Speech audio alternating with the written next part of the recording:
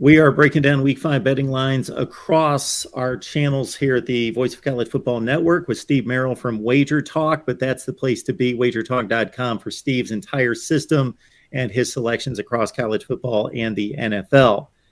We've got LSU taking on Auburn, and LSU, of course, tripped up in Week 1 in New Orleans against Florida State, but they've been flawless ever since. Auburn not meeting expectations, clearly, and of course, the coach is on the hot seat, Brian Harsin.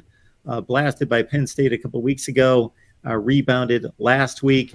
Steve, your thoughts on LSU visiting Jordan-Hare Stadium and taking on Auburn? Yeah, and the coach isn't going to get too much alumni support either because they might be 3-1 straight up, but they're 0-4 against the spread this year. So the Auburn alum, if they're backing their Tigers loyally, have not made money doing so, and it's cost them some money.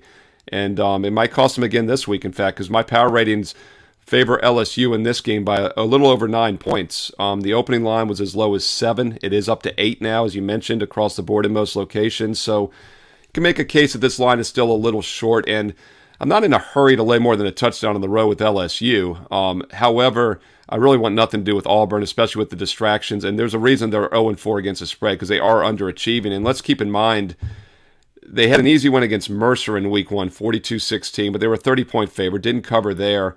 Week 2 is a real red flag for me, and we've talked about this in other episodes. You know, when a team doesn't even score the point spread at home, it's a red flag. And they only put up 24 points against San Jose State as a 24-point favorite, 24-16.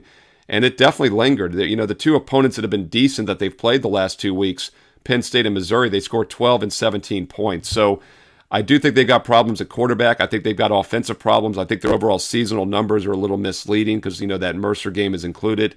Meanwhile, LSU, as you mentioned, Mark, you know, a tough loss against Florida State in Week 1, but I like the fact they have bounced back. It didn't linger, and they've gone a perfect 3-0 straight up and against the spread the last 3 weeks. So huge dichotomy here between who's been making money and not making money against the point spread, and the line is a little short still. So LSU are pass for me in this one, and it's probably do or die for the Auburn Tigers this week. And if you look at that result against Missouri, poor field goal kicking and a lot of mistakes on Missouri's side pretty much gifted a win for Auburn, so they escaped that one straight up. Check out Steve's selections there on wagertalk.com, wagertalk.com.